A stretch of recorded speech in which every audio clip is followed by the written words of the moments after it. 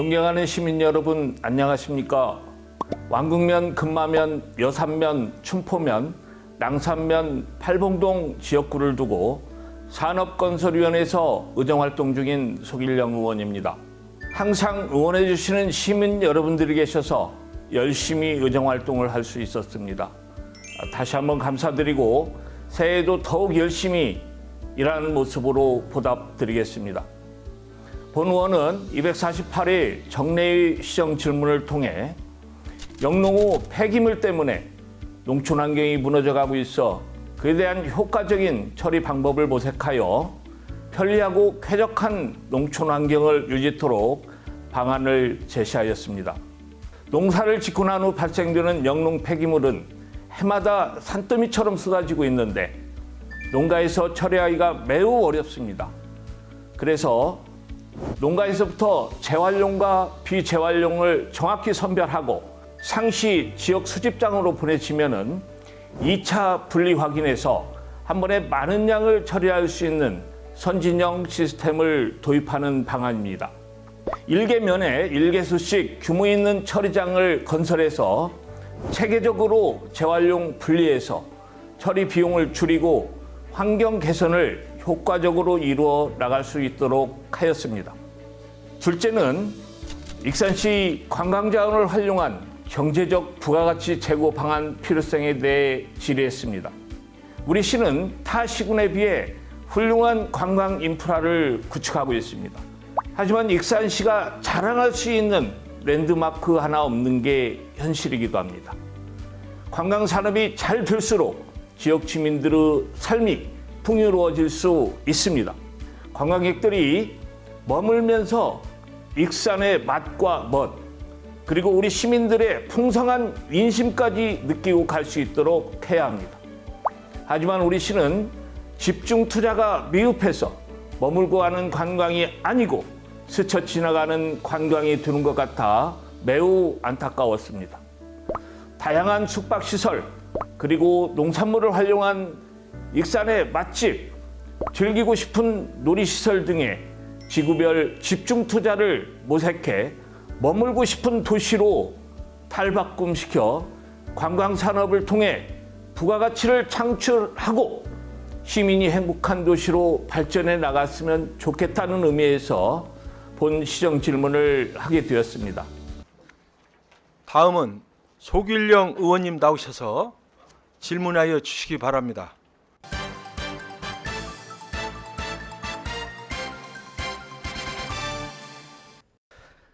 존경하는 익산 시민 여러분, 안녕하십니까? 왕궁면, 금마면, 여산면, 춘포면, 낭산면, 팔봉동을 지역구로 산업건설위원회에서 의정활동 중인 소길영 의원입니다. 익산 시민의 뜻을 존중하며 진정한 민의를 대변하기 위해 애쓰고 계시는 최종호 의장님과 선배 동료 의원 여러분, 먼저 본 의원에게 시정 질문을 할 수 있도록 기회를 주셔서 감사를 드립니다.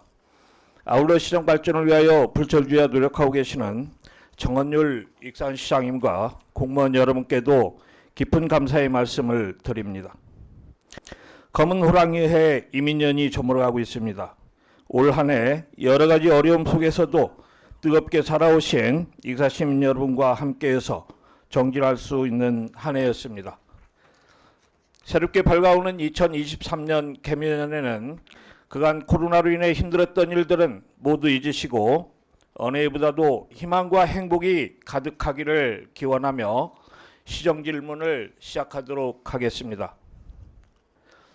본 의원의 질의는 첫째, 영농 폐기물 처리 미흡으로 인한 개선 방안 제시와 둘째, 익산시 관광자원을 활용한 경제적 부가가치 제고 방안 필요성에 대하여 질의하고자 하오니 시장님께서는 명쾌한 답변을 부탁드립니다. 농작물 재배 혁명이라고 말할 수 있는 멀칭 재배 기술과 하우스 재배 기술은 농산업 발전의 획기적 전환점이 되었습니다. 농작물의 생육 기간을 늘리고 생산성 면에서도 기존 재배 면적에 비교하면 수십 배가 높아진 것을 확인할 수 있습니다. 그만큼 멀칭 재배 기술과 하우스 재배 기술은 농업소득에 많은 역할을 하였습니다. 하지만 이 재배 기술에 없어서는 안 될 비닐과 농약병의 폐기물 처리 문제는 농촌의 오랜 과제 중 하나입니다. 비닐의 특성상 산화 분해되기까지는 수백 년이 걸리고 폐비닐은 소각하거나 일회하여 재활용할 수밖에 없기 때문입니다. 현재 농촌에서는 발생하는 폐비닐은 연간 약 30만 톤이며 폐농약 용기는 7천만 개에 달하고 있습니다. 우리 시 농촌 지역에서 발생하는 농업용 폐비닐은 연간 약 재활용 1,500톤, 재활 불가 2,300톤이고 기타 폐부직포, 반사필름, 폐초광막 등 수천 톤의 영농 폐기물이 있습니다. 이들 영농 폐기물의 대부분은 농민들이 각 읍면동 시정 장소에 모아놓으면 환경부 산하 한국환경공단으로 이송됩니다.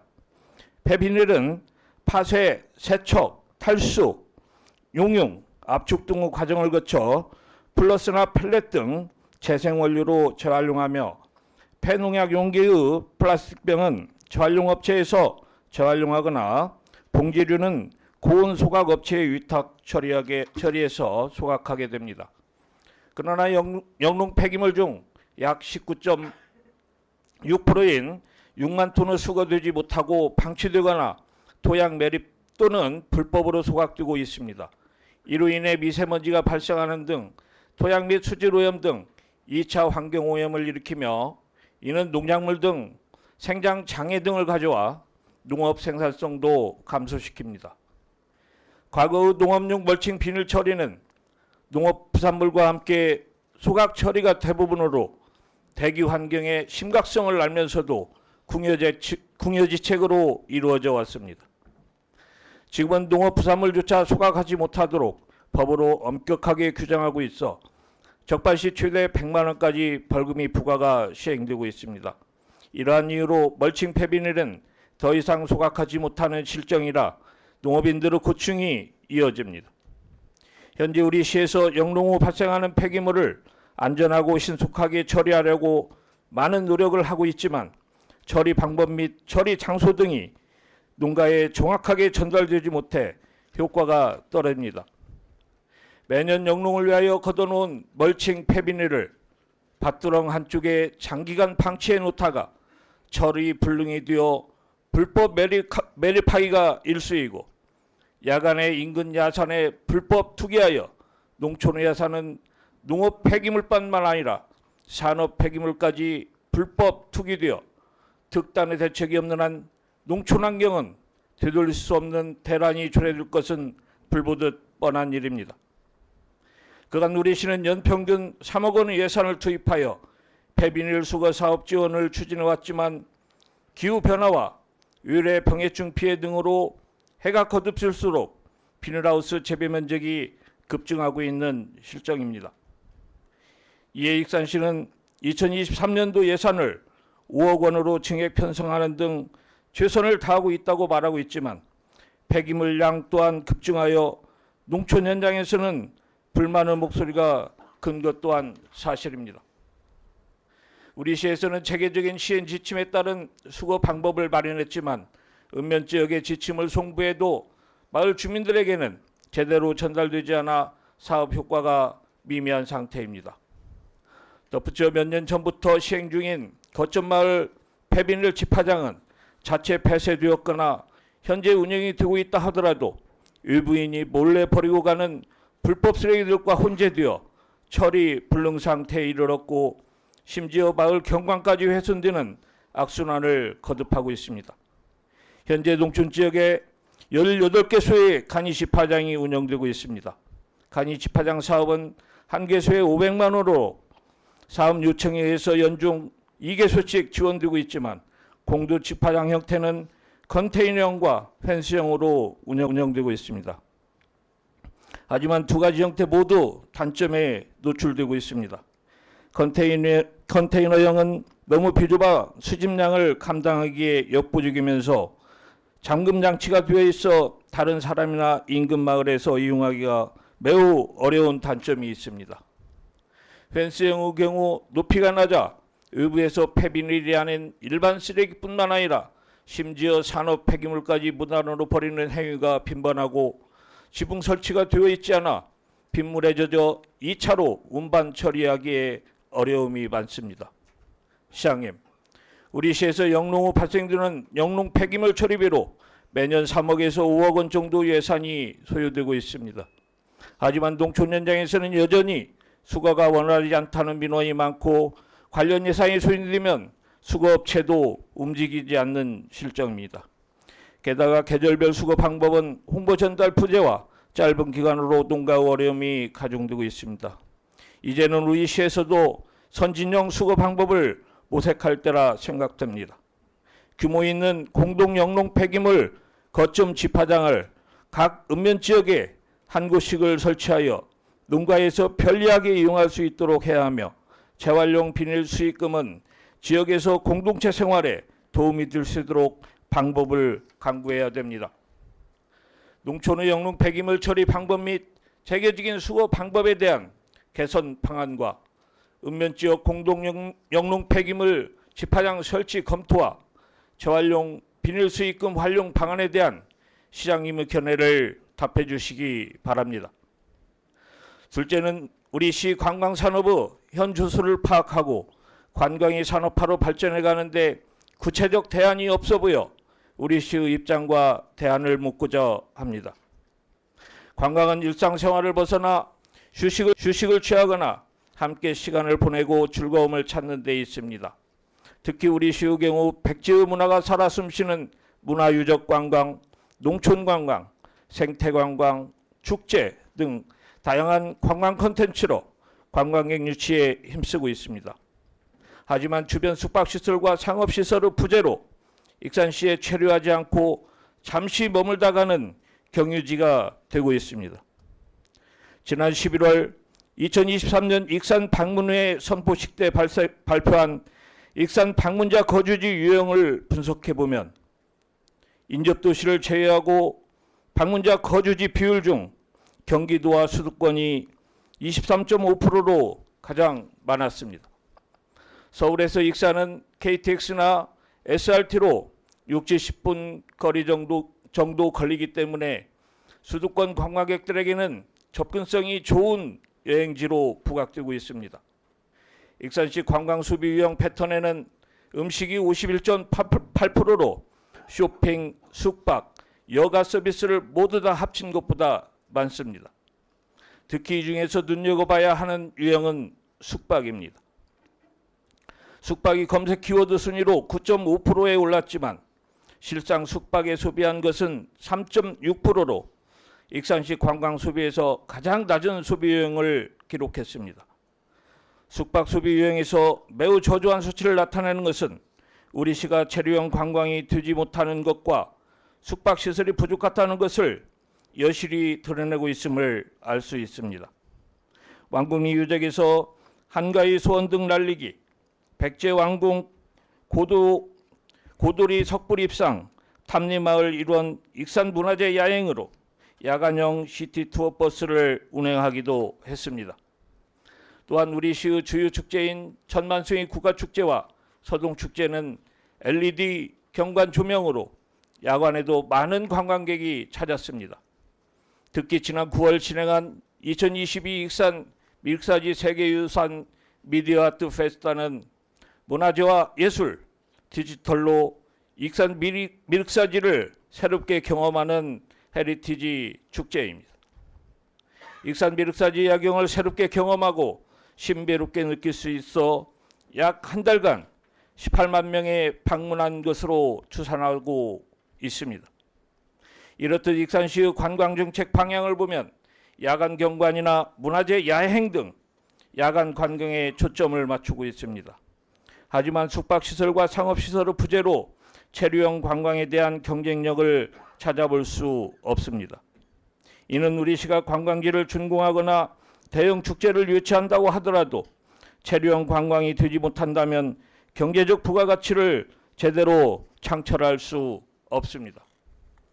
특히 올해 1월 미륵사지 관광지 조성 사업이 16년 만에 준공되면서 미륵사지 관광 인프라 구축으로 전국 최고 관광도시로 급부상하고 있다고 보도되었습니다. 아울러 시장님께서는 미륵사지 관광지 조성 사업이 완공되면 다양한 야간 경관 조명 등이 갖춰져 명실상부한 관광도시의 기틀이 마련될 것으로 기대된다고 하셨습니다. 관광 인프라는 관광객을 유치하기 위해 필요한 기반 시설을 말합니다. 관광객이 필요로 하는 교통, 숙박, 쇼핑 시설 등이 대표적입니다. 하지만 미륵사지 앞 관광 인프라 구축은 무엇을 말하는 것입니까?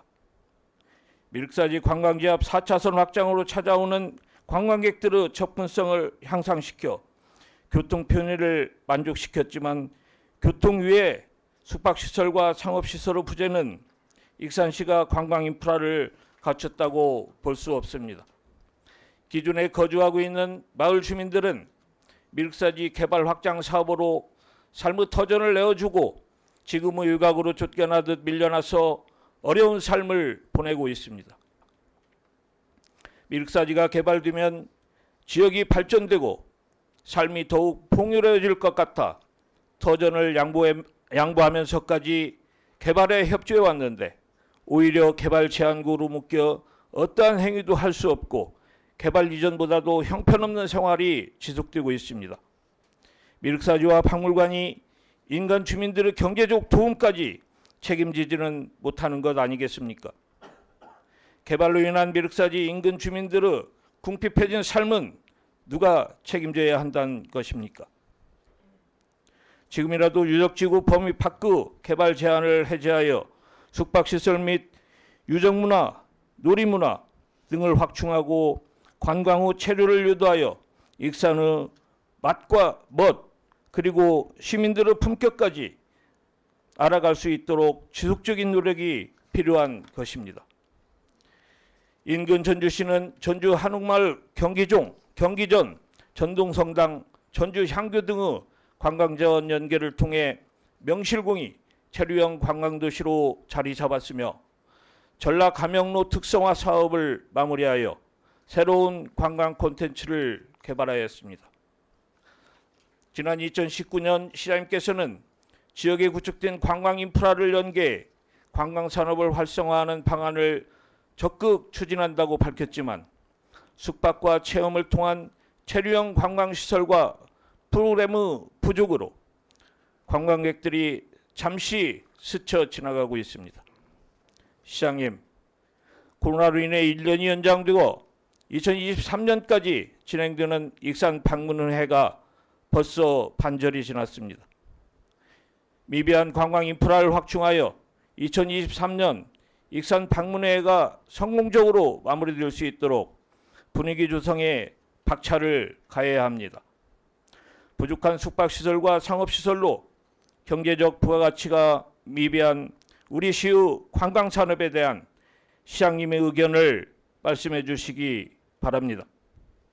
오늘 본 의원은 우리 시의 영농 폐기물 처리 미흡으로 인한 개선 방안, 관광 자원을 활용한 경제적 부가가치 제고 방안, 필요성 두 가지 분야에 대해 질의하고 의견을 개진하였습니다. 아무쪼록 이 자리에서 논의된 우리 시 현안들이 궁극적이고 발전적인 방향으로 개선되어 익산 시민에게 희망과 자부심을 안겨다주는 시정이 될 수 있도록 기대하며 시정 질의를 마치도록 하겠습니다. 경청해 주셔서 감사합니다. 소길령 의원님 수고하셨습니다. 시장님께서는 발언 때에 나오셔서 답변하여 주시기 바랍니다. 예, 우리 존경하는 소길령 의원님, 우리 지역사회에 걱정하시는 마음이 정말 묻어나는 그런 질문이었던 것 같습니다. 특히 영농 폐기물 처리 체계에 대해서는 저도 몰랐던 것을 많이 정리해 주셔서 공부하는 과정에서 이제 저도 좀 정확히 인식을 하게 됐습니다. 다시 한번 감사하다는 말씀을 드립니다. 사실 영농 폐기물 문제는 농촌에서 가장 큰 고민거리 중에 하나죠. 옛날에는 소각을 하거나 그걸 묻어도 누가 뭐라고 할 사람이 없었는데 이곳이 전부 다 불법이 되면서 우리 농촌 농민들이 전부 지금 범법자가 돼버리고 있는 이런 상황입니다. 그래서 이것을 시에서 원활하게 대처하지 못하면은 정말 농민들한테 큰 죄를 짓는 거다 이런 생각을 해서 지금 의원님이 말씀해 주신 거 참고해서 영농 폐기물 처리 체계를 좀 더 고도화시켜야 되겠다. 그런 생각을 좀 해봤습니다. 지금 정책 대안으로 제안하신 것이 면 단위로 거점 집화장을 만들어서 거기에 이제 수익금을 공동 이용하자. 이건 좋은 제안이십니다.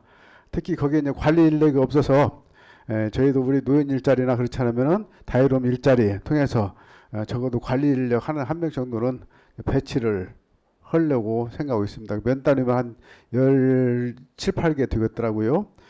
그렇게 하고 지금 또 수익금을 공동 이용하자고 했는데 이것은 저희가 좀 연구가 더 필요할 것 같아요. 지금 전라북도에도 이렇게 하고 있는 지역이 하나도 없어서 왜 그런 것 같냐면은 영농 폐기물은 이제 그 수거업체들이 수거하다가 그 환경관리공단에 주면은 거기에서 다 선별해가지고 무게채해서 우리 시에 통보를 해주면은 시에서 이제 키로당 얼마씩 그래서 전부 다 한 달에 한 번씩 이렇게 정산을 해주거든요. 그렇게 하는데 그것을 만약에 우리가 직접 관리한다면은 환경관리공단이 할 수 있는 그런 업무를 할 수 있는 우리 태세가 돼 있느냐, 이게 선별하는 거, 무게 재는 거 이런 거 할 수 있느냐 이런 문제가 있고, 사실 그 우리가 그 보상해주는 수거 보상금이라고 그러죠. 수거 보상금은 그게 이제 우리 시 자체의 사업이 아니고 국비 사업이거든요. 국가에서 지침을 정해준 대로 지금 해야 되기 때문에 시 자체 사업을 하기는 좀 어려움이 있겠다.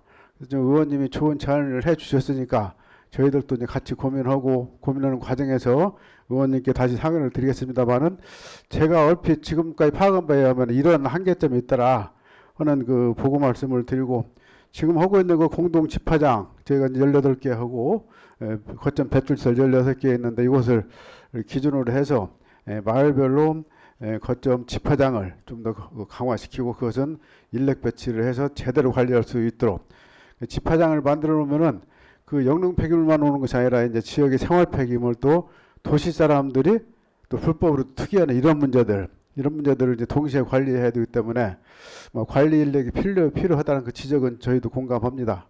좀 전에 말씀드린 대로 관리 인력을 배치하는 방안을 적극 검토하겠습니다.